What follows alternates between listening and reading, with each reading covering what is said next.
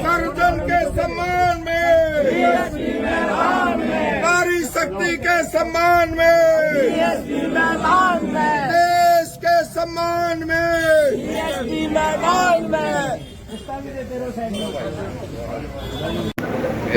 बहुजन समाज में जन्मे सभी संतों महापुरुषों को नमन करते हुए, खासकर शिक्षा के अभिदूत ज्योतिराव फुले साहब, आरक्षण के जनक साहू जी महाराज, इस देश में जल जंगल जमीन की लड़ाई लड़ने वाले बिरसा मुंडा जी,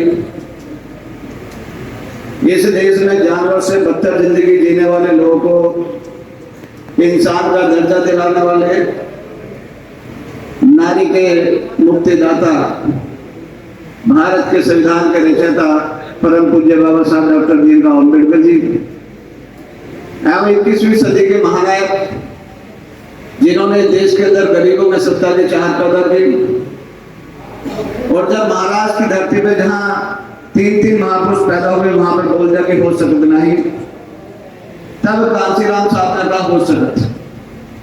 महाराष्ट्र के लोगों ने कहा कि बाबा साहब के मूवमेंट से तुम एक कौशल भी नहीं जी सकते, विधायक, MP, MLA, मुख्यमंत्री बनना तो बहुत ख्वाब की बात है। तब कांसीराम साहब ने कहा हो सकत, मैं इसी बाबा के मूवमेंट से आपको कौशल जिताऊंगा, विधायक बनाऊंगा, MP बनाऊंगा, राज्यसभा भेजने का काम करूंगा, MLC बनाने का काम करूंगा, मुख्यमंत्री और देश का प्रधानमंत्री बनाने का काम करूंगा। तो अपने जीते जी 3 बार उन्होंने देश के सबसे बड़े प्रदेश जनसंख्या के आधार पर बहन कुमारी माइती 3 बार आपके सामने उन्होंने वहां का मुख्यमंत्री बना के दिखाने का काम किया।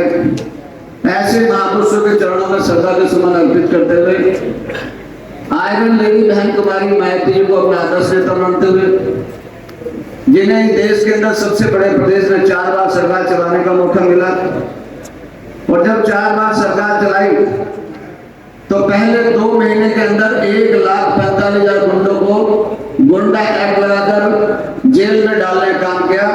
तो दुनिया में, पूरी दुनिया की बात कर रहा हूं कि आज सशक्त महिलाओं में उनका नाम सम्मान हुआ और उन्हें आयरन लेडी टिकट मिली।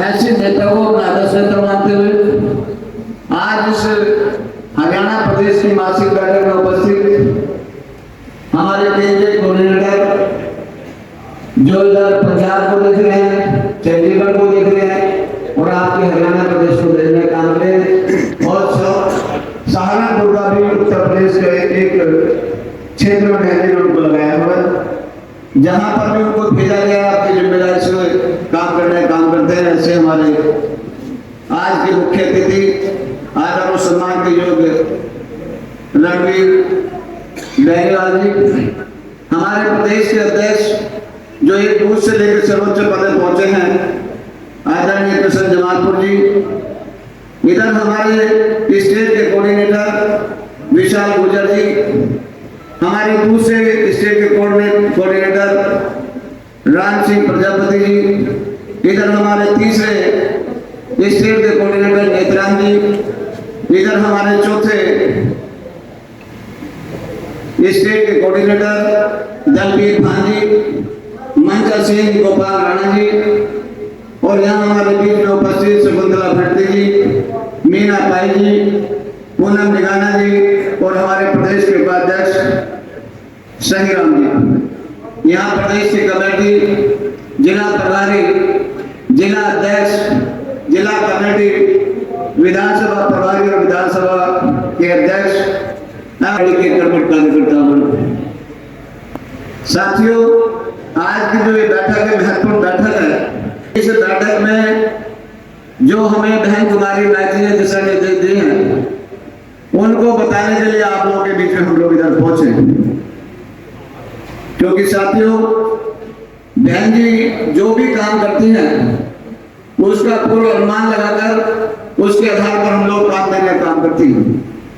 29 जनवरी 2025 को उन्होंने हमें केंद्रीय बैठक बुलाकर हम लोग को टारगेट देने का काम किया था कि आप लोग प्रदेश की कमेटी को उन्होंने अपने सामने बनवाया, आपके राज्य को 4 हिस्सों में बांटने का काम किया, और यहाँ पर जोन के आधार पर आपको जोन के प्रभारी इंचार्ज बनाने का काम किया और इन्हें काम दिया कि आपको अपने जिले की कमेटी को तैयार करना है, जिसमें आपके 9 पदाधिकारी बनाने थे, 2 जिले के प्रभारी, जिले का अध्यक्ष, उपाध्यक्ष, महासचिव, सचिव, कोषाध्यक्ष, सचिव और कार्यकारिणी के 2 सदस्य। ये आपको 9 पदाधिकारी बनाने थे। इन लोगों को काम दिया गया कि आप लोग अपनी विधानसभा में कमेटी को बनाने का काम करेंगे, जिसमें 7 जिम्मेदार पदाधिकारियों को पद देने की बात की गई कि 2 विधानसभा के प्रभारी, 1 अध्यक्ष, 1 उपाध्यक्ष, 1 महासचिव, 1 कोषाध्यक्ष, 1 सचिव। और फिर इन्हें भी काम देने का काम किया कि अब आप अपनी विधानसभा को सेक्टरों में बांटने का काम करेंगे। तो आपके लिए बहन जी ने आदेश दिया था कि 10 पोलिंग स्टेशन का 1 सेक्टर बनाना है। उसके अंदर 12 पदाधिकारी आपको बनाने थे। सेक्टर का अध्यक्ष, महासचिव और जितने उसमें बूथ आएंगे उतने सचिव। ये उन्होंने किस लिए काम दिया था? उन्हें ये पता था कि आगामी अगले साल मुझे कुछ काम उनको देना है।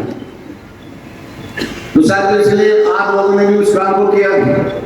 बीच में एक बार भी मैं भी इधर आने का काम किया। मैं पुनः बहन कुमारी मैत्री का धन्यवाद देता हूँ कि उन्होंने मुझे 5 बार आपके हरियाणा में इधर भेजा।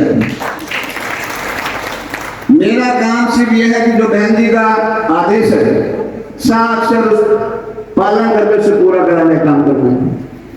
जो उन्होंने टारगेट दिया है कि हमें संगठन का काम करना है, तो संगठन के काम को पूरा कराना है। यदि हमने काम पूरा किया होगा तो आज जो भी काम आपको दिया जाएगा उसे आप आसानी से कर सकते हैं। और यदि आपने अपने आप को धोखा दिया होगा, समाज को धोखा देने का काम किया होगा, आपने नेता को धोखा देने का काम किया होगा और आपने फर्जी कमेटी बनाई होगी, तो अब आपको जो टारगेट मिला उसमें परेशानी आने वाली है। इसलिए बहन जी ने कहा कि भाई आप ज्यादा चक्कर में नहीं पड़ना। जितना काम मैं बोलती हूँ, यदि ईमानदारी से आप इस काम को पूरा कर लेंगे तो हर काम आसान हो जाएगा। और उन्होंने टाइम बाउंड प्रोग्राम दिया कि आपको ये सारे काम छोड़कर इस संगठन को बनाने का काम करना है। तो आपने वो बनाया भी होगा। पिछली बार मैं 2 महीने के लिए इधर आया था, तो 2 महीने में मैंने आपके जिले की समीक्षा ली थी। तो उसमें आप लोगों ने उस समय कुछ काम का हमारा स्टार्टिंग थी, मगर फिर भी कुछ साथियों ने काम करके दिया था। तो आज वो काम आपका वो काम आएगा, क्योंकि साथियों ये जो मूवमेंट है, ये सेल्फ रिस्पेक्ट का मूवमेंट है, ये आत्मसम्मान का मूवमेंट है और हमारे महापुरुषों ने इसको चलाने का काम किया। 1848 से लेकर 1956 तक 108 साल हमारे महापुरुषों ने ये काम करने का काम किया कि आप जानवर से बदतर जिंदगी जो इस देश के अंदर जीते हैं, तो आप इस देश के अंदर बेहतर जिंदगी जिए, किसी के रहमो करम पर नहीं, अपने बलबूते पे अपने पैरों पे खड़े होकर आपको इस देश का शासन करता जमात बननी है। उसके लिए उन्होंने किसी ने अपनी संतान पैदा नहीं की, किसी ने आजीवन कुंवारा रहने की बात की, किसी के 4 बच्चे इस मूवमेंट में कुर्बान हो गए। यानी हर आदमी ने चाहा कि आप इस देश के हुक्मरान बन जाएं, उसके लिए उन्होंने संघर्ष किया। अब इस लड़ाई को हम आगे कितना बढ़ा पाएंगे, ये आप और हमारे ऊपर डिपेंड करता है। क्योंकि आज वर्तमान में हमारे नेता इस काम में लगे कि मूवमेंट किसी भी कीमत पर ये कमजोर नहीं होना चाहिए। जब कांशीराम साहब थे तो उन्होंने कहा था कि भाई ये साउथ फूले का मूवमेंट तो हमेशा चलेगा, मैं रहूं या ना रहूं, मगर आने वाली पीढ़ी को इस मूवमेंट को चलाना हमारी जिम्मेदारी बनती है। तो मैं इस जिम्मेदारी को बहन कुमारी मैत्री को लेकर जा रहा हूँ। तो साथ में बहन जी ने जब से कांशीराम साहब, क्योंकि हर आदमी को जाना है, मुझे भी जाना है, आपको भी जाना है, जो भी धरती पर है उसको जाना है। तो जब जाना है तो कुछ ऐसा काम करके हमें जाना चाहिए कि हमारे आने वाली पीढ़ी हमें याद करे कम से कम। तो उसके लिए हम लोग सब संघर्ष रहते हैं। तो उसी काम के लिए ये काम कैसे आगे बढ़े, तो इसके लिए बहन कुमारी मैत्री ने हम लोग को समय समय पर बुलाकर